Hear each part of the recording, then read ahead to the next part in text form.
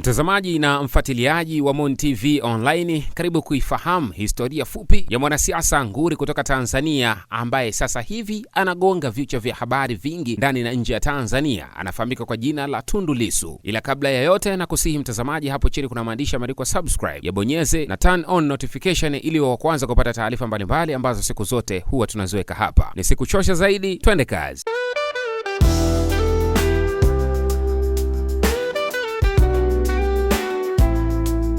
Tundu Lissu, jina la kuzaliwa, anafahamika kwa jina la Tundu Antipas Mugwai Lissu. Alizaliwa mkoani Singida mnamo Januari 20, 1968. Ni mwanasiasa, wakili na mbunge wa zamani wa Tanzania ambaye kwa sasa ni mwenyekiti wa Chama cha Demokrasia na Maendeleo Chadema. Anajulikana kwa msimamo wake wa wazi dhidi ya rushwa, ukiukwaji wa haki za binadamu na matumizi mabaya ya madaraka. Lissu aliwahi kuwa mbunge wa Singida Mashariki kupitia chama cha upinzani cha Chadema na pia alikuwa mwanasheria mkuu wa chama hicho. Ametambulika kwa ukosoaji wake mkali dhidi ya serikali, hali iliyomfanya kuwa mmoja wa wanasiasa mashuhuri na wenye ushawishi mkubwa katika siasa za upinzani nchini Tanzania. Mnamo Septemba 2017, Lissu alinusurika jaribio la mauaji baada ya kushambuliwa kwa risasi zaidi ya 16 mjini Dodoma, tukio lililoibua maswali mengi kuhusu usalama wa wanasiasa wa upinzani. Baada ya matibabu ya muda mrefu nchini Kenya na baadaye Ubelgiji, Lissu alirejea Tanzania mwaka 2020 na kugombea urais kupitia Chama cha Demokrasia na Maendeleo Chadema. Ingawa hakushinda, licha ya changamoto alizokumbana nazo, bado anahesabiwa kuwa sauti muhimu katika harakati za kudai demokrasia, utawala wa sheria na haki za kiraia nchini Tanzania. Kwa mawili matatu ambayo nimetoka kuyazungumzia kuhusiana na tukio lililotokea mnamo mwaka 2017, nitakurudisha nyuma kidogo. Tundu Lissu alizaliwa na wakulima. Alisoma shule ya sekondari Iliboru ya Arusha na kuhitimu mwaka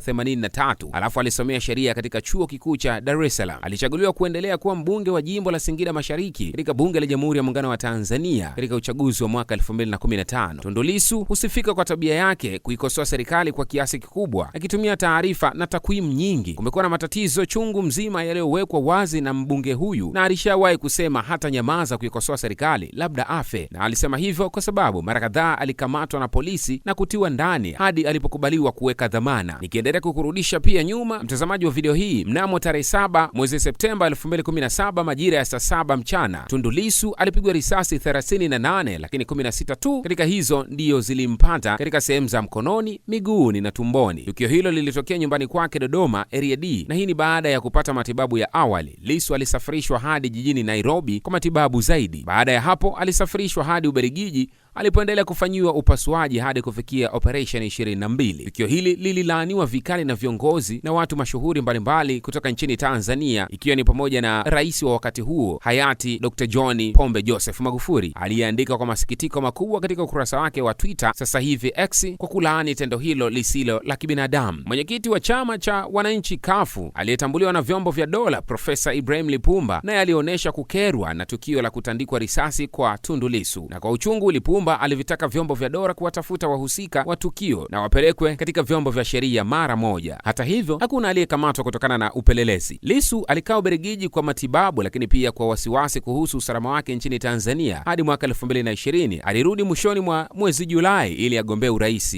na mnamo Januari 2023 Tundu Lissu alitangaza kuwa amerejea Tanzania, na hii ni baada ya miaka 5 ya uhamishoni nchini Ubelgiji. Mnamo Januari 2025 chama kikuu cha upinzani nchini Tanzania kilimchagua Tundu Lissu kuwa kiongozi mpya kabla ya uchaguzi mkuu unaotarajiwa kufanyika mwezi Oktoba 2025, wakati ambapo kinakabiliwa na ongezeko la ukandamizaji wa kisiasa. Aprili 9, 2025 Lissu alikamatwa na tuhuma za uhaini, na hii ni baada ya kudai mageuzi katika taratibu za uchaguzi mkuu ujao katika mkutano wa hadhara mjini Mbinga.